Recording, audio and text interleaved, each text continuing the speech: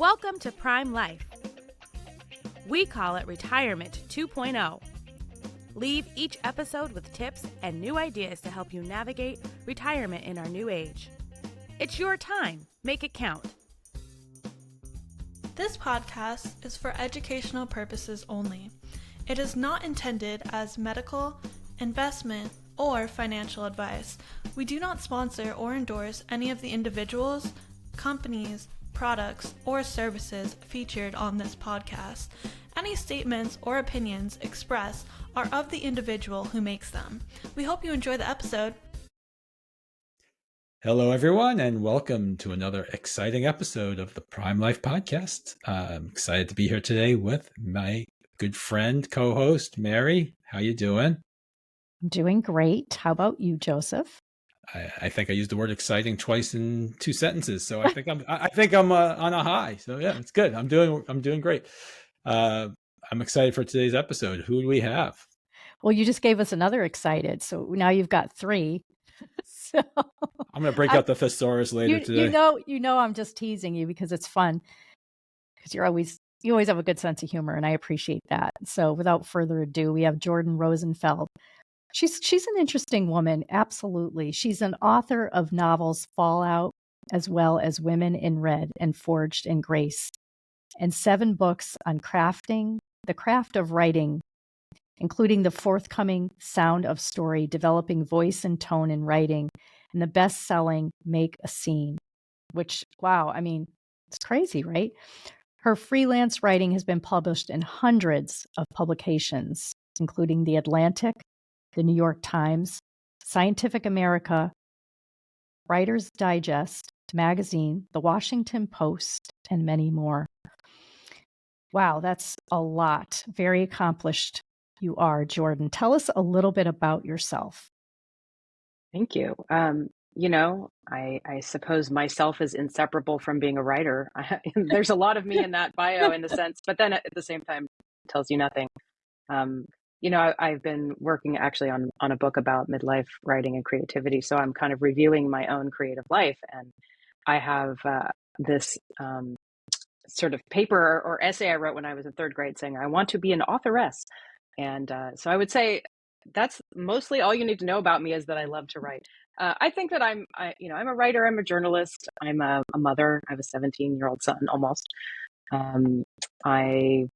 I'm someone who just really loves to be in conversation with creative people as well. I think a lot of my own art and writing is sort of most exciting when it's because it's my engagement with others' ideas. Even my fiction is like, I'm interested in why people do what they do, how we get ourselves into predicaments, and how we can kind of continue to make meaning out of difficult situations. That's a big one at this stage of my life. Well, kudos on the successes you've had to date. That's a lot of writing. I love the fact that you wrote about writing, and we're now talking about writing on a different medium. So we've crossed platforms in some way. Talk a little bit about you mentioned it about where you're writing this new book, which I guess is why we're having this conversation today about midlife and creativity. What brought you to that topic? What have you found out about yourself or others, and share some ideas of some of our listeners might be able to appreciate? Yeah, thank you. I think what brought me to the topic was encountering a really scary midlife lack of access to my creative self. As I just shared, I'm a very creative, person in terms of my writing, and then I've always had access to that. And then I hit kind of a dead period, which is really common for people. Probably there are multiple periods of life, but I think midlife is unique because a lot of people are experiencing multiple stressors, responsibilities, burdens. It can be career related. It can be your caregiving aging parents, you're caregiving your own spouse. You have health issues. Maybe you're fledgling college age children. Like midlife really spans a lot of windows of time. There's just multiple layers, right? So and I think that personally, I actually think that's what we call midlife crisis is people not being able to access that, whatever it is that's important to them. So in the interviews I've been doing for my book, and I'm largely interviewing women and women identifying people, but it's not exclusive to women. I'm discovering that a lot of it has to do with how we conceive of our difficulties. So if we say to ourselves, and if we only look into the I'm burdened right now, like I'm suffering, then that's where we stay. And I'm not like a toxic positivity person. I'm not like, you just tell yourself it's great and it's great. But I think it's about finding those things that, the tips I would say are what's coming out of it for me is finding what it is that actually does give you that meaning, that joy, that purpose. And then even if you have to do it in little tiny pieces, it's really finding ways to open those windows into what gives you purpose and gives you joy and gives you creativity is not only like a good thing to do, but it's like almost, I would say, like life-saving for a lot of people. I know that's a lot of words. Those are a lot of good words. I'm very interested, Jordan, though, in how you help people, or how your book will help people reframe this from crisis to opportunity.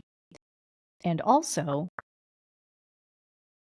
not be fearful of exploring, because I do think sometimes people can be fearful of exploring. Yeah. I'd love to hear that.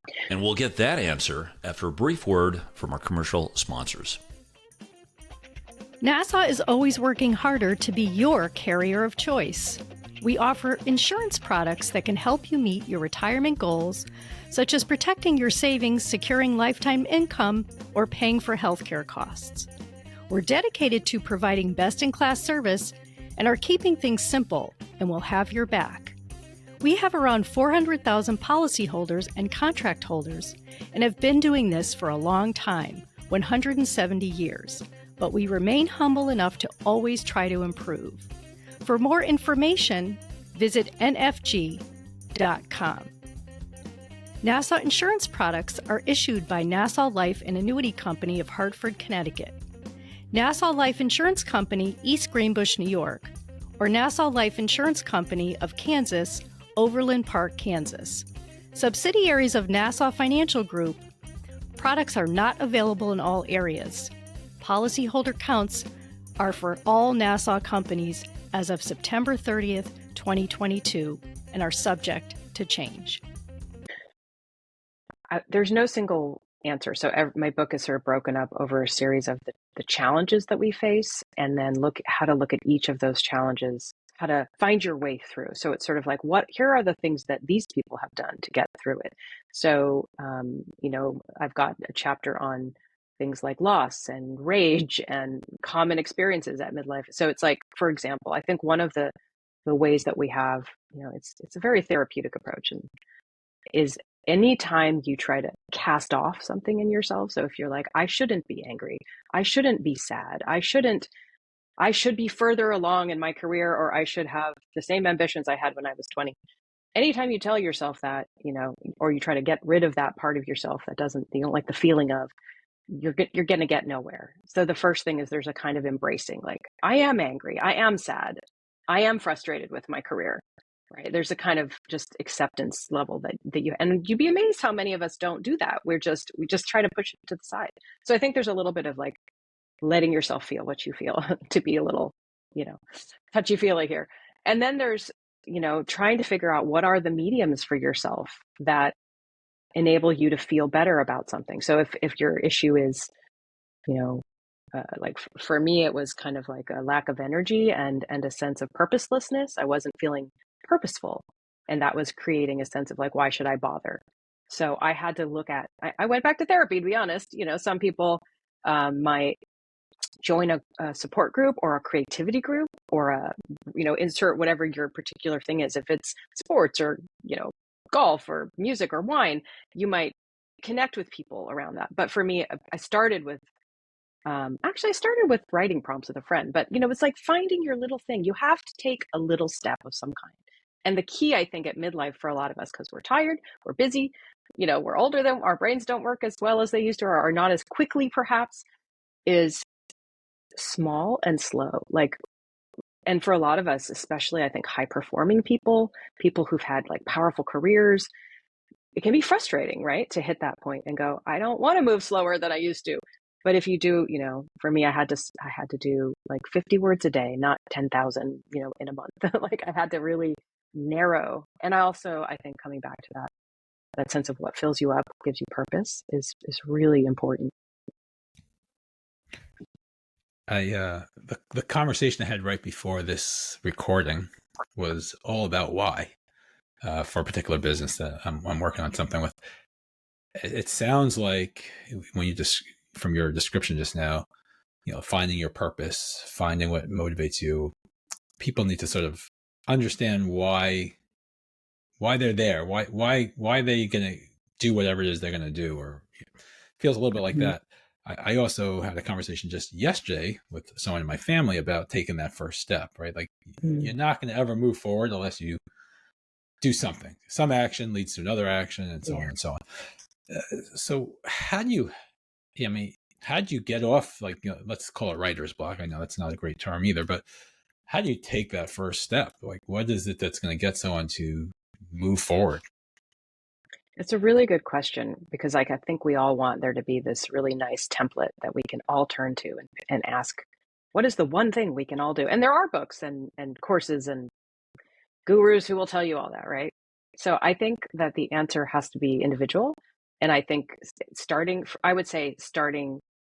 down with a piece of paper or a journal if you're a journaler, and ask yourself the question, like, what is it I want?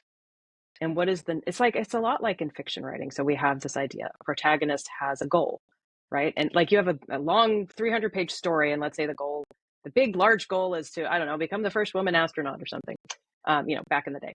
And so the goal has to start in little small steps. What's the first thing she does? Well, she has to go, come up with the money to go to school. You know what I mean? So you have to break things into smaller pieces. So I think the first step is really asking yourself, here's my big goal. Here's what I know would make me feel fulfilled. And let's say that means a career change, or that means leaving moving.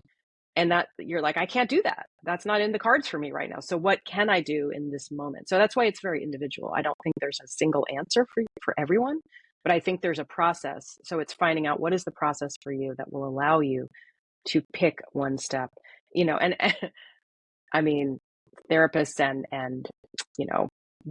all the various people who go into helping us make these decisions, right? Like at the new year, like when we're all going to set out, and there's a million different ways, but I think that it's getting quiet. It's being honest with yourself, because I think it's a scary question for a lot of people.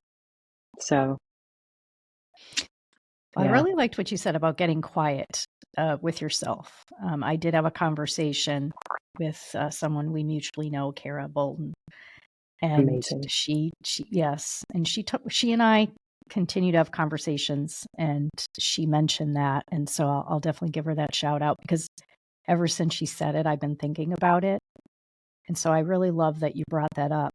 My question for you is, has there been anything that has been surprising to you in your writing journey with this particular topic? I mean, so many things.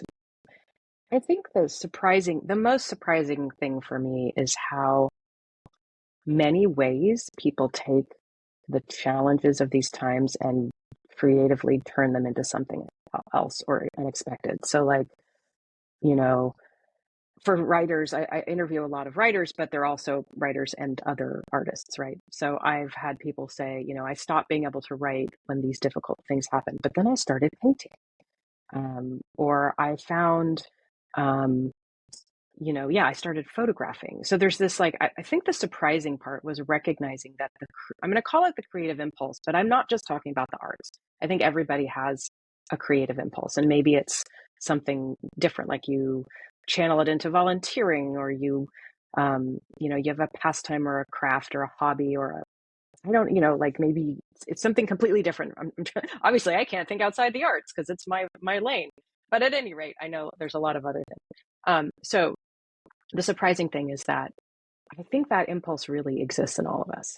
And I also would say that I actually think that the creative is almost like a force that exists, whether or not we are accessing it, like a river, like think of your metaphor. So for me, the most exciting thing has been to realize that when I can't access it, it doesn't mean it's not there.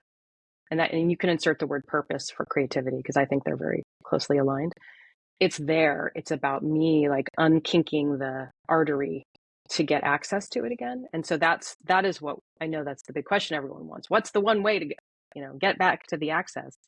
So I do think things like getting quiet, and that looks different for everyone. Some people may take walks in the woods, some people may journal, some people may meditate or take yoga classes, or some people might have to do vigorous exercise, to get quiet, right? Some people might need to go to the ocean, or some people might need to be in a city.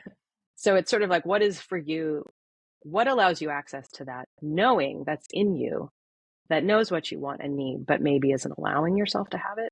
And midlife, I think there's a sense of pressure, right? We have less years ahead of us than we did behind us.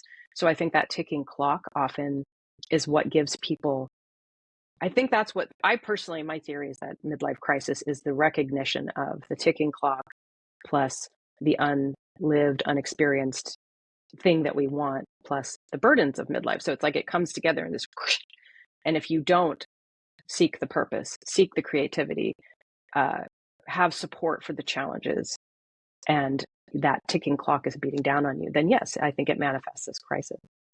I answered like 12 questions in one, right? No, I really enjoyed what you the answer you gave, and I'm going to be doing a lot of thinking, not only during our conversation, but after our conversation's completed today. I don't know about you, Joseph, but I was just going to say, the ticking clock, fewer years ahead than behind.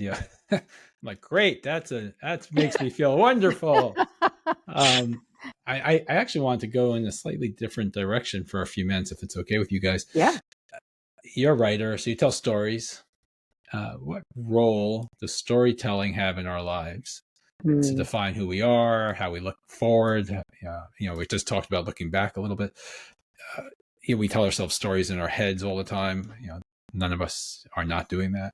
So, you write the stories. Some of us, verbally tell those stories. Some of us just think those stories. Like, help us understand the power of those and how we can move forward.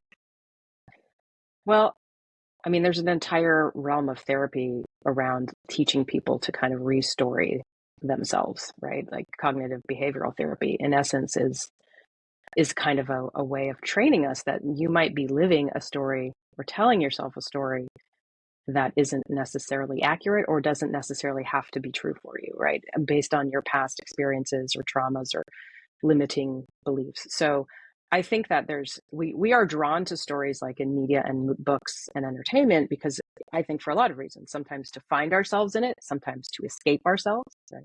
So I think of storytelling as the most essential way we connect to ourselves and to others. So it's just kind of like another way of being human, right? It's like how we, there's all this great research that shows that people who read fiction have more empathy and more, understanding and care about others. So I think that storytelling, we all tell stories, whether or not we're writers or storytellers in a concrete way. I think I'm very interested right now, and particularly around what I'm writing, in the stories that hold us back and that limit us, and even that aren't necessarily true. Like my husband's a psychologist, so we talk a lot about the things people believe and insist on holding on to, even though it's holding them back. So there's a lot of emotion involved in storytelling. So for moving forward, I think it's really great to, without sounding like a soundbite, to look at the stories that we tell ourselves that hold us in a place that we may not be happy with, and asking ourselves, like, how can I write a new story?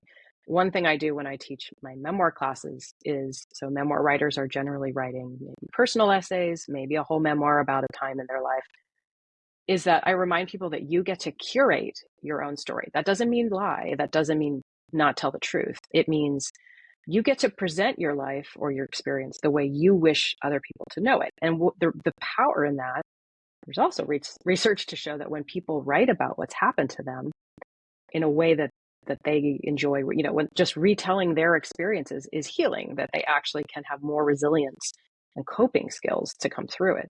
So I think that storytelling is really powerful as both just a joyful thing we do for fun and a way to actually reframe our lives. And I actually think that's a tool that people can use even if you don't think of yourself as a writer. At midlife is to sort of ask, like, what is the story I want to be living, telling? How does it jar with the one I have been living and telling, and where can I make those changes? It's a good way possibly to find that sense of purpose or creativity. Well, that's interesting. You said something before I hit the record button, I believe, about predicaments that people get into or find themselves. So I don't know if I'm recapping that correctly. What do you remember what else I said? Yeah, no, I just remember that predicament. Like, so when you are talking about people with opportunities or challenges or crises as they're moving through, reinventing themselves, reframing their stories, and all I could think of is like, that's an interesting predicament to be in. And I wonder how that will show itself. In other words, what kind of an impact is that going to have on someone as they do move through this process if they decide to take that challenge instead of, fading away as I like. That's like for me, the opposite of like, moving forward, just fading into the background and being happy with that. So I know that's a long-winded question. No, it's a great question. I think I know what you mean. And I think that's also something that a lot of these midlife people I've interviewed are expressing is like, you feel the societal pressure to say, you're not as important now. You go into the background, be a grandparent, be a, whatever, a board member, and I think most of us, well, not maybe most of us, but if you hear that and you go, that doesn't feel good to me, that's an impulse, that's an insight that there is more for you. And actually, what's very exciting is that a lot of, I keep saying, and the research, but various and assorted studies and books have shown that there's an incredibly rich period of life left to be lived should you be in the health to obtain it, in what they call like the third chapter of your life, right? So there's midlife, which is often where it's messy and hard and sometimes beautiful and juicy, but it can feel challenging. And then that final kind of quadrant of life is often some of the most rewarding for people if they have done, I think, positioned themselves to do this, where we go, okay, I'm not just going to fade into the background. I'm not just going to give up the things that matter to me because whatever society says so, or I think I should. So, but I think that all of these intersections can be a little bit emotionally weighty, like they can feel scary or they can feel exhilarating, but they're not just like, hey, I'm just going to move into the next stage of my life. There's a little bit of I can't help but think in fictional terms because I teach writing, that there's a threshold to cross, and thresholds come with intense energy and change. So, whether you're crossing into and through the midlife threshold or out of the midlife threshold or out of the, later stage into your third chapter, I don't even like the other terms like, I don't know, golden years and all that crap. Like, yeah. I love this idea of a third chapter, not even final chapter, but third chapter. Right. Yeah. I'm just going to give the show a plug. It's their prime chapter. Their prime life. It's their actually, when we were building this show, we looked at a lot of those terms and, we ended up with prime. I love it. And third chapter for you actually makes a lot of sense as a writer, right? Exactly. Chapters. Yeah. So I know we're getting a little bit short on time here, and Mary's going to have at least one more question. One thing you said stuck out with me, which was, and it's definitely not the title of a book, but stories that limit us. And so I guess my final question before Mary takes over, what advice would you give our listeners if they're telling themselves limiting stories? Oh, that's the question, right? So what would I tell your listeners? I'm thinking about it because I don't want to say something too packed or too simple, I think the first thing is to